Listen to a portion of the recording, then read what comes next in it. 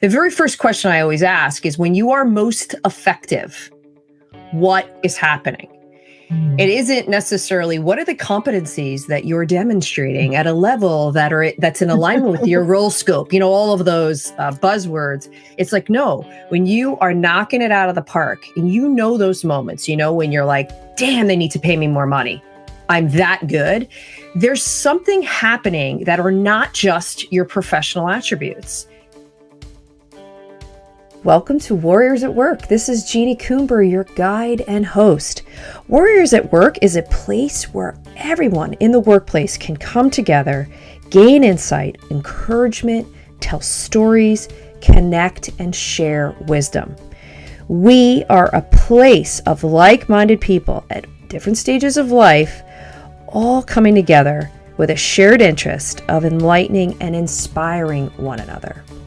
If you're interested in going from the predictable to the potent, and you want to find your warrior magic, step into the journey with us. Welcome to Warriors at Work.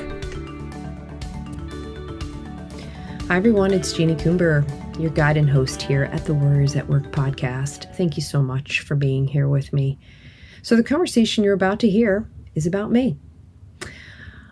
The microphone gets turned on me by a dear friend, colleague, and a member of the Warrior Magic community, Marissa Fernandez. She's not only an extraordinary marketer, consultant, coach, she can now add interviewing to her repertoire.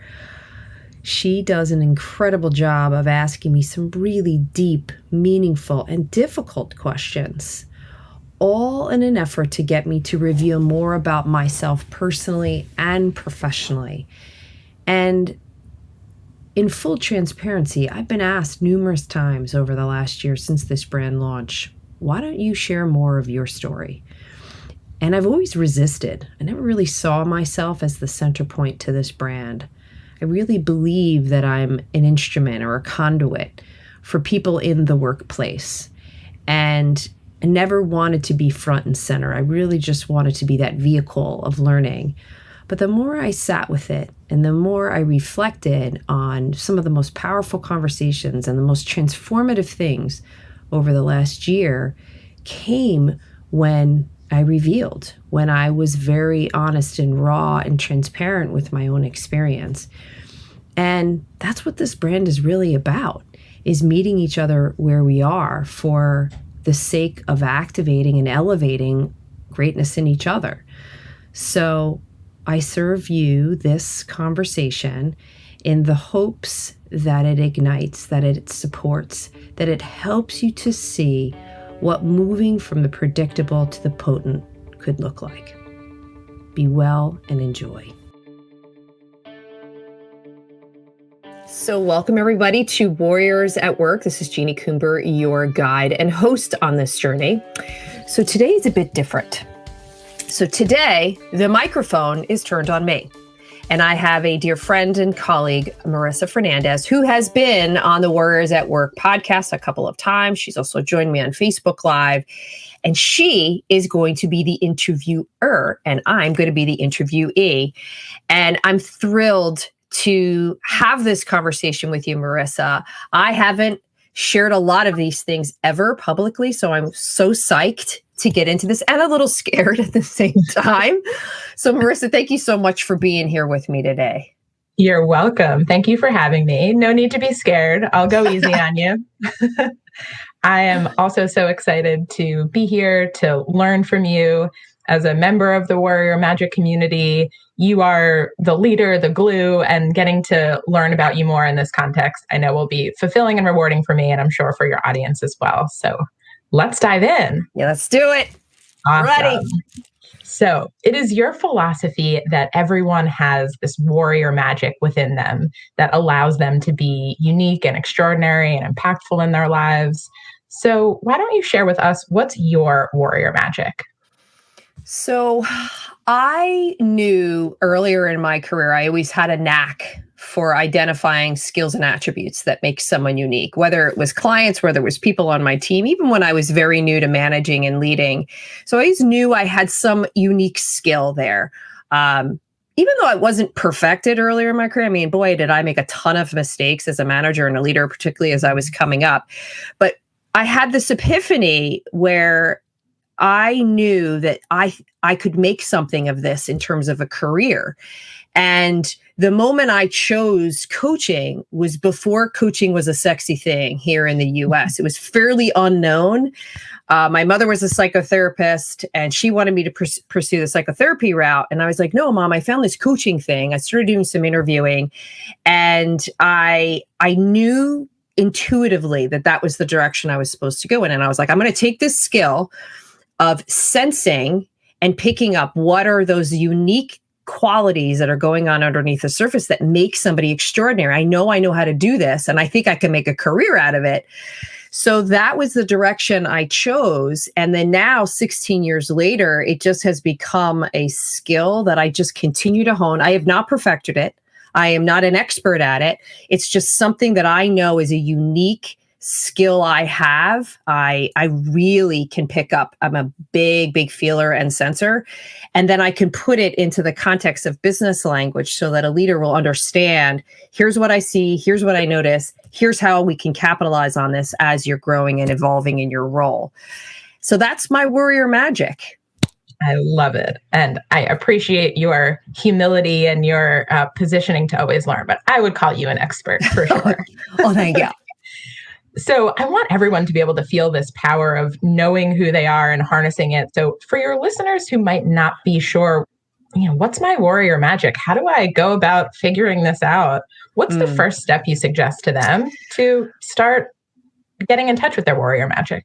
One of the very first things that I always ask, whether I'm being considered as an executive coach or I'm talking to anybody that's looking to step onto a bigger stage of life, the very first question I always ask is, when you are most effective, what is happening?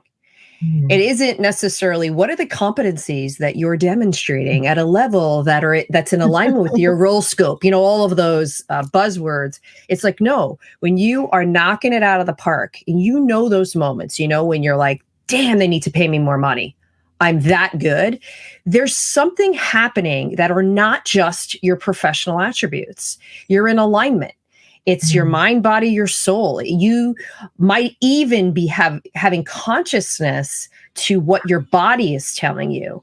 Your breathing is really strong. Your intellectual and spiritual capacity is limitless. You're noticing that you're feeling in flow and ease. So I immediately go to tell me when you are having a rocking day, what is going on? And what I always hear is it always starts off with descriptors that are very professional attribute oriented, because that's our conditioning in the workplace. That's what we've been groomed to think, believe, and behave. But usually within about 20 or 30 seconds, they start getting into more of the texture.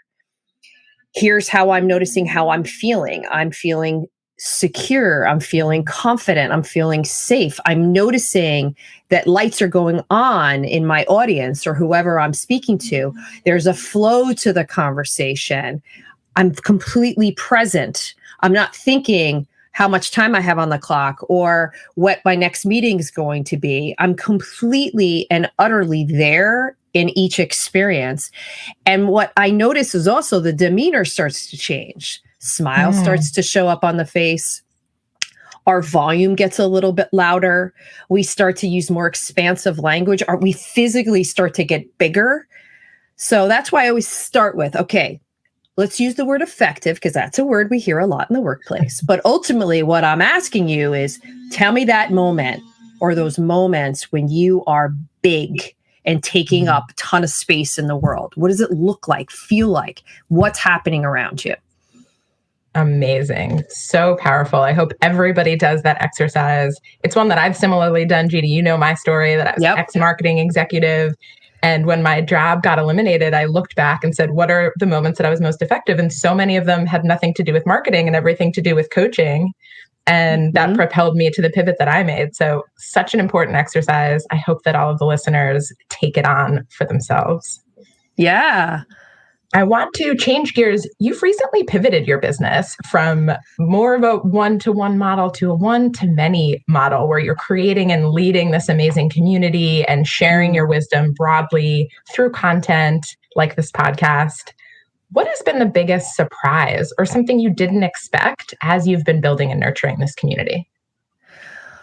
So, to answer that question, we have to go back because I thought when I launched this brand, which was February of last year, I'm going to slowly pivot from my coaching space into more of this media space as a professional interviewer and igniter of other people. I really thought I was going to have this nice, slow, easy transition. So I launched the new website and the new brand. Everything was great. I'm like, I have loads of time and I have to talk about this a little differently. And then boom, mid-March happens. My schedule blew up. I lost, I think it was about 40% in under a week. Just everything that I had projected just came off my whole way of being. And I was going out to somewhere with my husband and I said, oh my God, what are we going to do? We're both entrepreneurs. He's a chiropractor. And then all of a sudden I felt this really strong pull, get into service for the business community, package up everything you know and believe and put it out there in whatever form you can think of. So I called a friend of mine, said, what the hell am I going to do here? I got this message. I don't know how to package this. She's like, you got to go on Facebook Live. I'm like, okay, show me that. So she came over Sunday, gave me a quick 20-minute tutorial. And she said, what are you going to talk about? I said, I haven't the slightest idea, but I'm just going to trust the process. I'm freaking out. I know everybody around me is freaking out, but we are smarter and stronger if we do this together. And I don't have to have it all itemized. It's not like I'm doing a presentation. I can just start with an idea and then we're going to go. So that Monday morning, off I went. I think it was March 16th. I was originally doing it every day. Almost killed me. It's too much because I was also still handling coaching clients and things on the side. And the stories were, just heart-wrenching. Plus, I was having my own experience. And I ended up finding a flow and it ended up just being one day a week. But quickly, within about 30 days, I started to see I'm onto something here. I am myself growing and evolving, which shocked me because I thought it was, if you were in service, you're simply just providing. And what I saw is I was growing. I was feeling more confident, stronger, but I was also revealing. The more I'd reveal, the more powerful the conversation. I was getting letters and books in the mail and private emails and just so much love, so much support, because there were so many times, Marissa, I wanted to give up. It was so hard to shift from being an executive coach into like almost I was a content creator, providing ideas, thoughts, wisdom from my soul in a very, very open, revealing way. And it was hard. I'd get up every morning, 5:00 in the morning, and I'd sit with a pen and paper and just start writing. Okay, here's what I'm going to talk about. Here's what we're going to do. And then a lot of the social media stuff came later. All of the infrastructure came later. I was just trusting my gut, trusting my wisdom. And the other thing that was really interesting is not only the love, the support, and how big it got is I was living a very simplistic life like everyone else. You know, pre-pandemic, I was the road warrior, which I'm sure a lot of people watching and listening were the same, whether you're traveling by air, boat, train, car, whatever it is, I did it all. And I'd, pull in on Friday night and be like, I put 300 miles on my car and I was up in Boston and I was, and it was like this badge of honor. So to immediately go away from that into this very simple living, room to room, right? This is our commute now. We go from our office to the kitchen for like a cup of tea. That's like a big day for me right now. Having your kids, this full integration. I just started to feel so much more satisfied with how small my orbit was. And I was shocked by how I didn't miss a lot of that road warrior energy. I miss the client interactions. And of course, some of the travel experiences were really exciting, but I don't want to go back to that. I don't actually recognize who I was in that experience. So I'm hoping that I could continue this simplistic, satisfying life, but still continue to grow and learn and be in service. So that's sort of my ultimate. I love it. And you will be able to do that. I have full confidence. One of the descriptors that you have in your bio that I absolutely love is that you call yourself a professional truth teller, contemplative, compassionately confrontational, plain spoken, direct, and a lot of fun. What a powerful combination of qualities.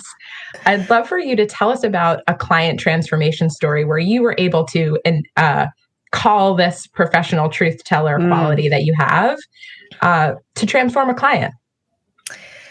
Those attributes, by the way, came from clients. Because when I was going through my branding, I said, love for you to describe me. And I'd love for you to give an example of when I demonstrated that.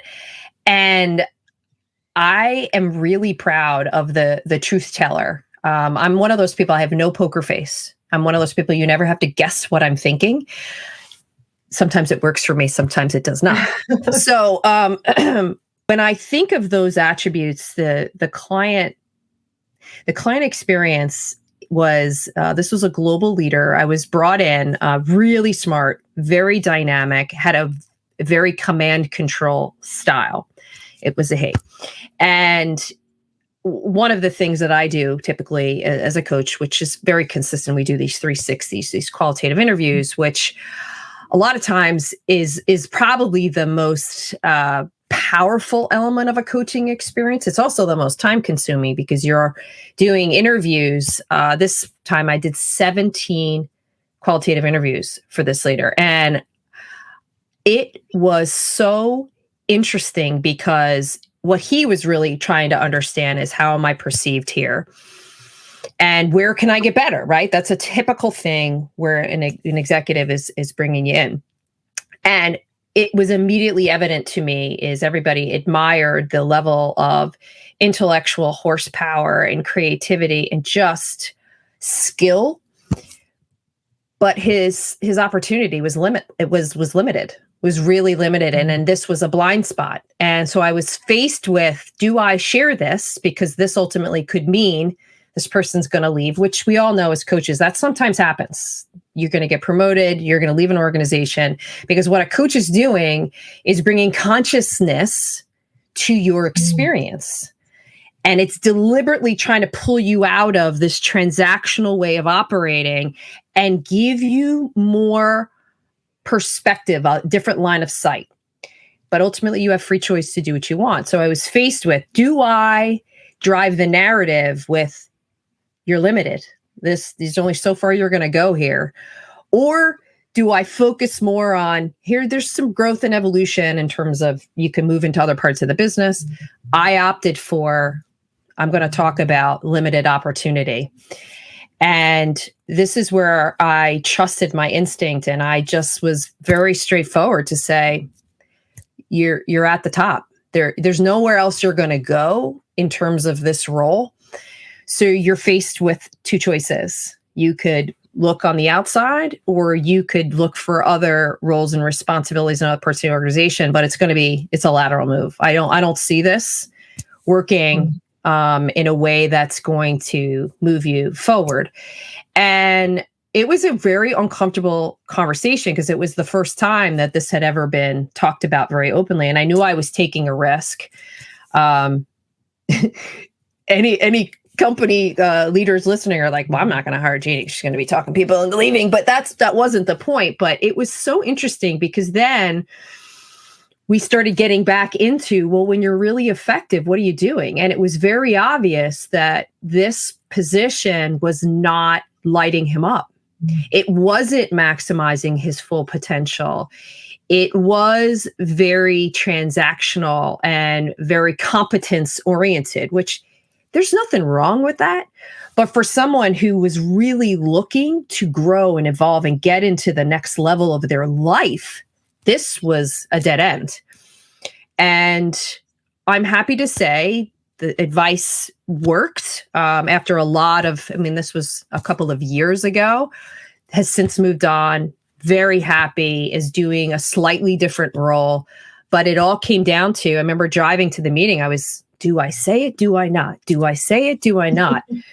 And I was like, no, I'm gonna do it. That's who I am. And I'd want someone to tell me this. And this is a senior person. A lot of times they don't get the real honest, straight talk. And it was a bit of a debate for a little while, but I kept going back to him like, this is it. You're at the level and you're not going anywhere else.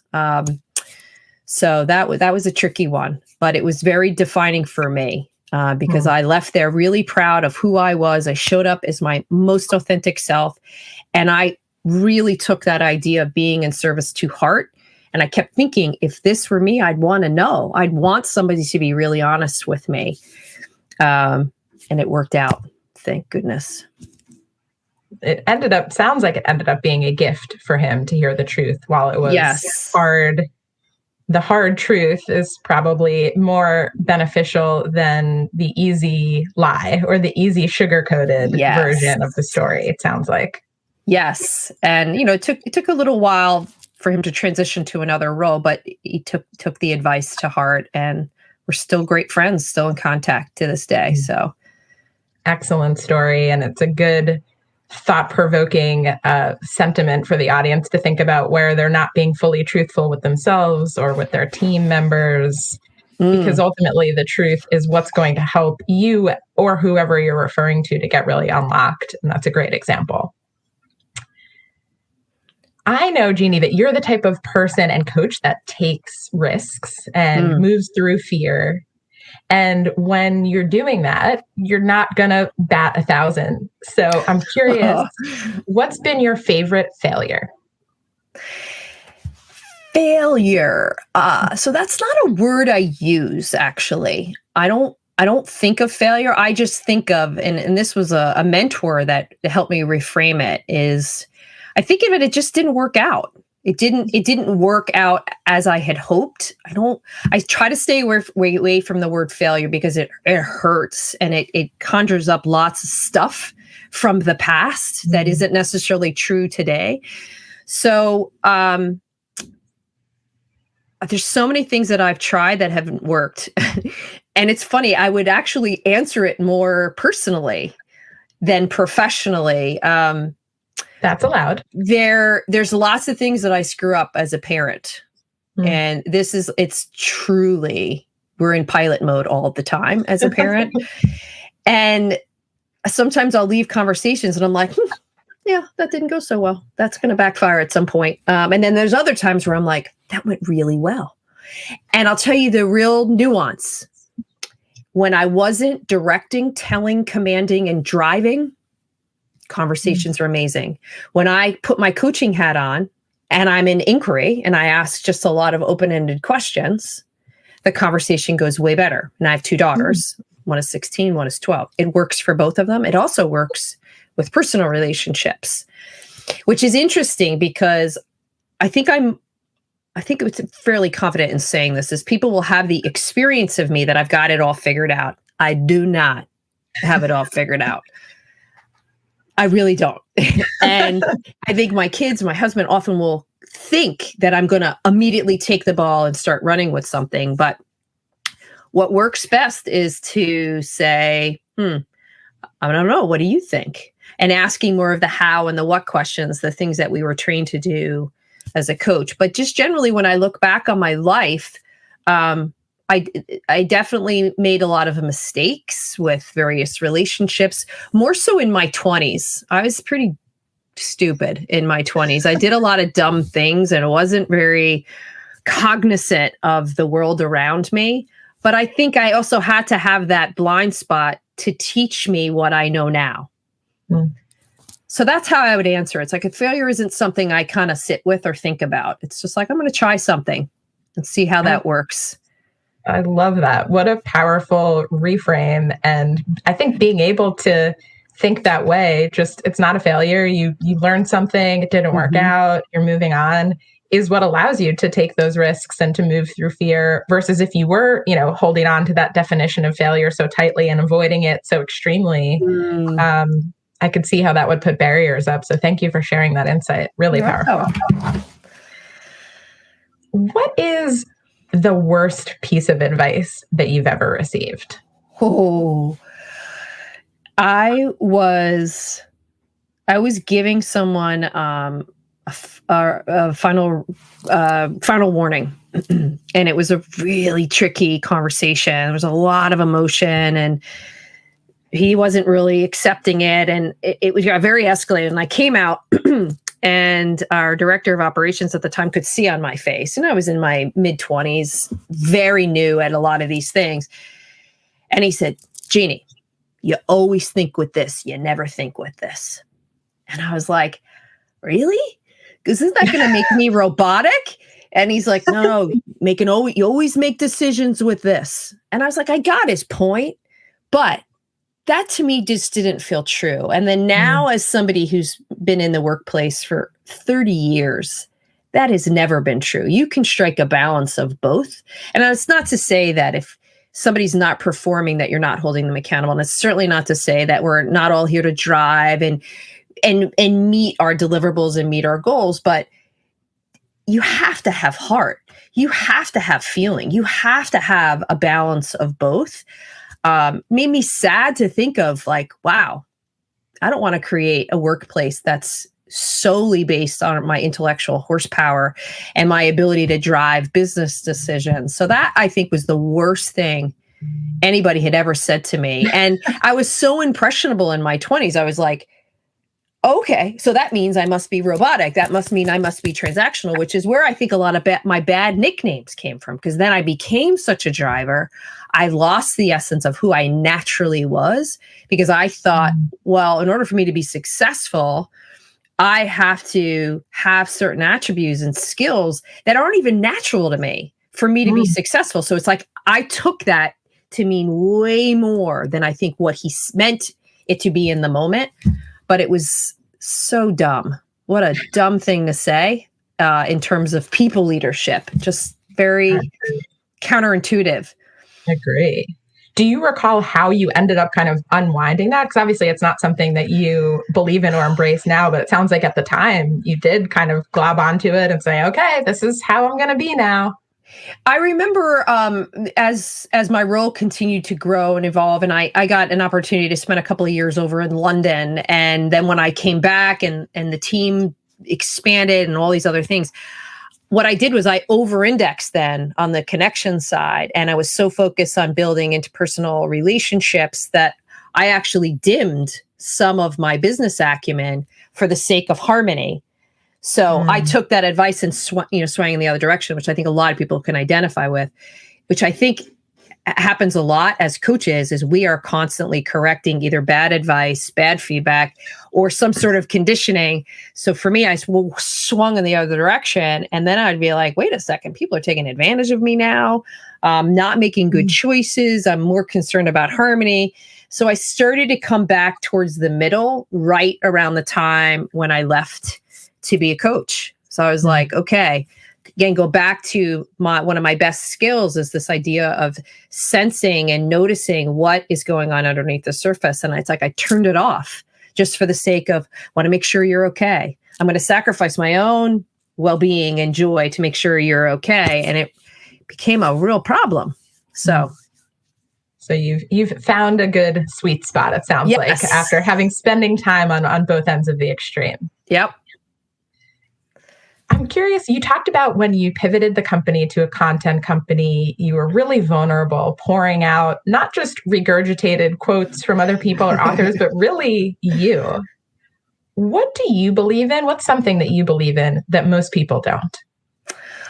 Ooh, one of the things that's really interesting is when I first launched this idea of doing the Warrior Magic community and going out there and doing these Facebook Lives, I researched, I was like Googling everybody. Where are the thought leaders? Who are the experts? Somebody tell me what I'm supposed to talk about. Crickets. I mean, you name the business leader, nobody was saying anything.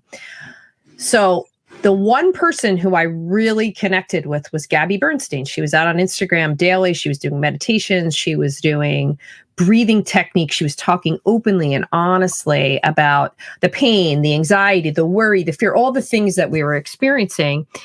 And what it did was it reminded me of my own capacity, my own power. And what I believe is that this goes back to really this idea of being really effective. You are always at your best when you've got alignment. And we all know those moments when we don't. When we are strictly thinking with our head and assessing something purely from a business perspective, instead of saying, what are some of the other elements here that might influence that? So what I believe is, why not have your soul and a strategy in the same conversation? Why not have your intellect and your intuition in the same conversation? And I challenge anybody that if you are operating with both of those things in sync, you're going to make much more holistic decisions that are going to have a short-term and long-term impact that's greater than you could ever imagine. And you're in flow. And we all have access to it. This is not just something that's, out there for intellectual conversation. It's like, we all have this. It's just a matter of tapping into it and recognizing that we all have this capacity. And I think the workplace has a lot to answer for us, is the conditioning. This is not how we're conditioned to think, to operate, to show up.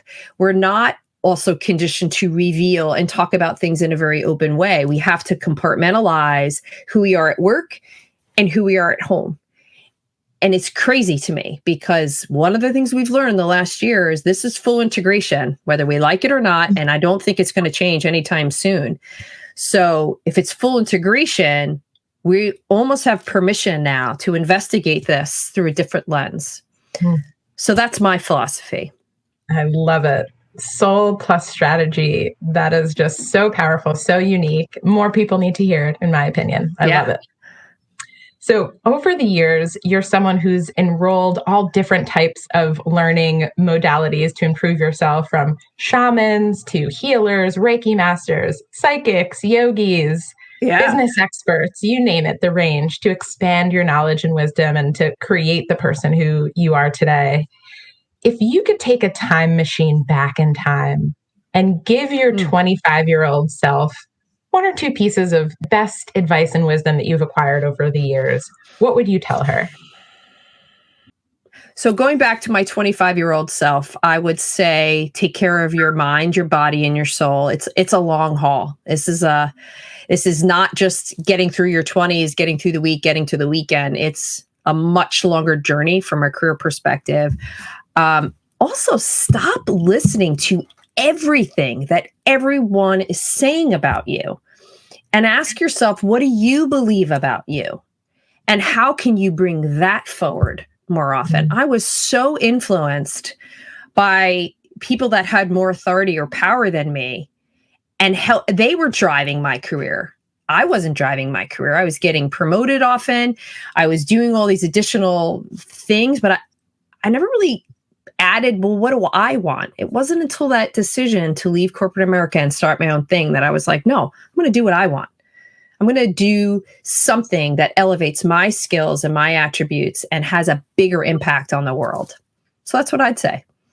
Love it. My 25 and older self has needed to hear that one too. So it's a great reminder, I'm sure, for your listeners, for me personally as well.